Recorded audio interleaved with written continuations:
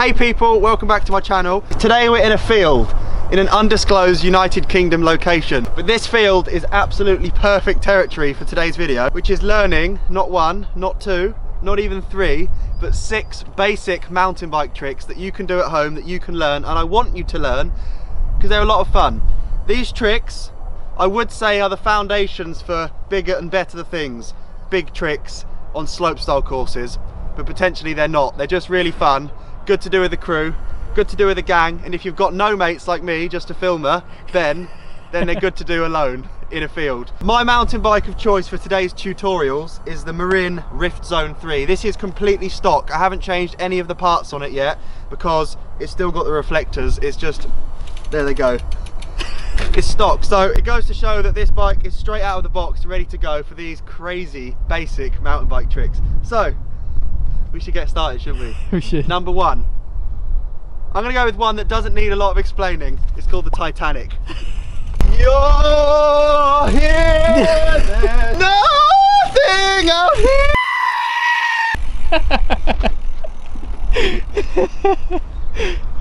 How's that one? That's so good.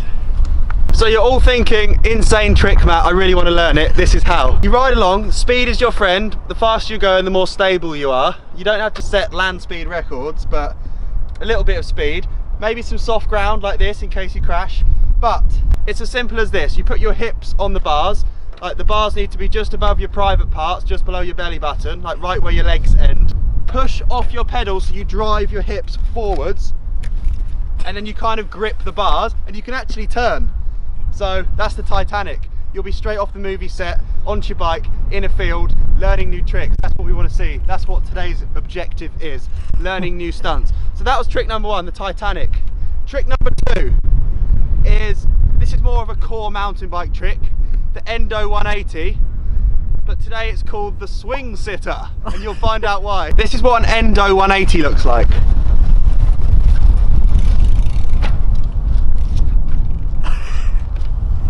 We'll take that. Okay, that's an Endo 180.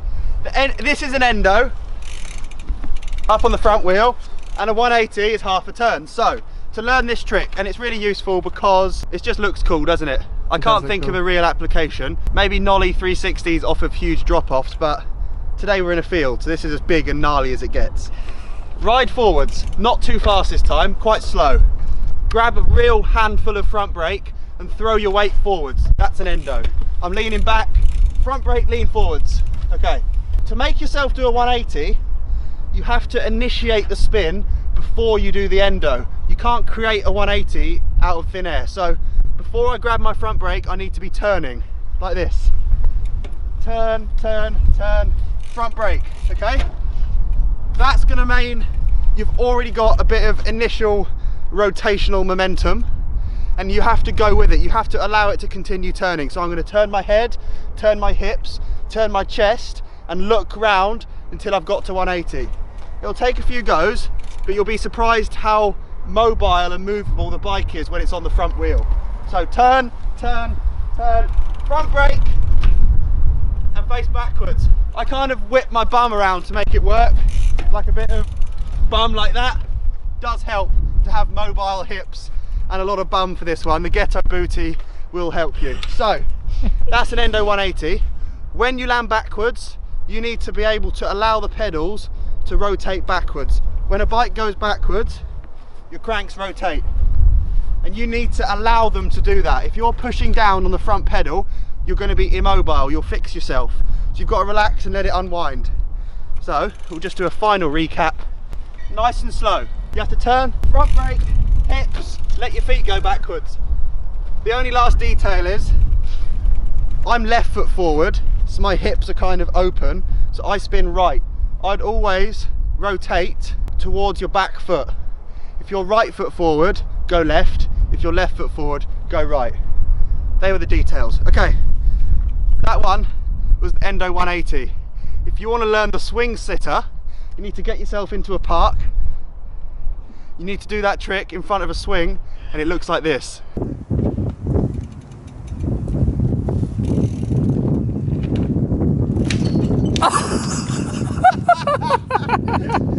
Trick number 3, and this one is really important on lots of levels. So it's kind of a wheelie, but I know you've probably watched how to wheelie videos before from more qualified experts than myself, people that are actually going to teach you how to wheelie better than I ever could. But when coming to this location, wanting to learn tricks like the Titanic, the swing sitter, I know you guys are going to go through ordeals like I've just done, which is this.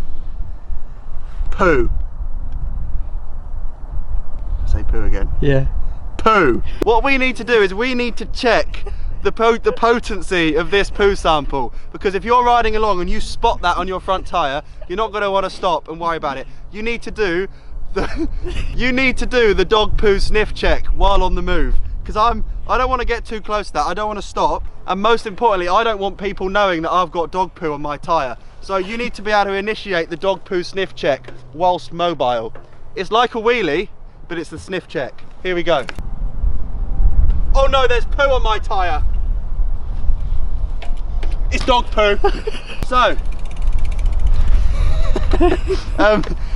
whether or not you actually end up with poo on your tyre, this is quite a cool type of wheelie. Like we're going to try and get as 12 o'clock as we can, nose to the tyre, makes good photos. Let's do a better one. Oh, on my helmet. That was a sniff. Yeah, that's a good check. So, if you want to have a peakless helmet for the check, because otherwise you'll end up with feces right under your peak. But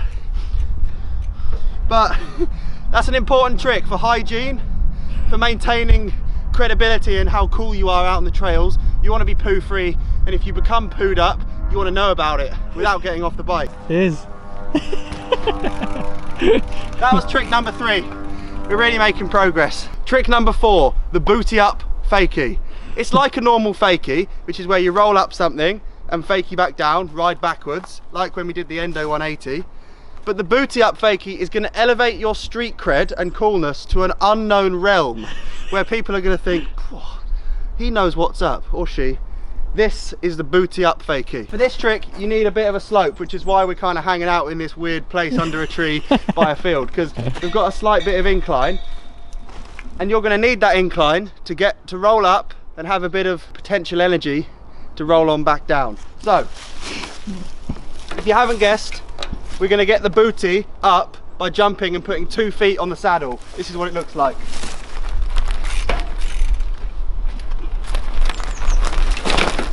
Oh! Cool, right? So, that trick, I didn't land it perfectly by the way, but that's because I want to kind of portray that it doesn't happen first go, and you might take a few attempts at this. Ride up the bank. Don't go all the way over the top, because you won't have enough like lip to come back down. Get front wheel close to the top. When you come to a stop, jump, whether you've got a hardtail suspension, no matter what, jump both feet at the same time, up off the pedals, and land them both on the saddle, like this. Like that. You can do that on flat ground and practice that. That's how you get your feet on the saddle, but the difficulty with this trick, and that's why it's trick number 4, comes when you start rolling backwards, because you need to steer against whatever's happening. If you're leaning one way, you have to correct it by steering against it. And when you roll backwards, your pedals turn, don't they? You kind of have to drop your feet back down whenever your pedals become level. Ride up your slope, jump, booty up. The straighter legs the better. You want it to be perfect for that Instagram photo. Roll back, and whenever your pedals become level again in halves, drop back to them, ride away, claim it, just own the day. I didn't land it first go, but this is how it looks landed and claimed.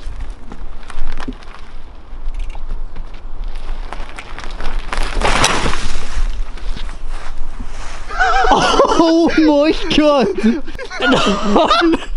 You ready? Yeah. Okay. So, whoa. Yeah, cool basic tricks, Matt. I'm going to do this one, 3rd time's the charm. I got really loose on all the glass. My front wheel washed out on all the sharp glass.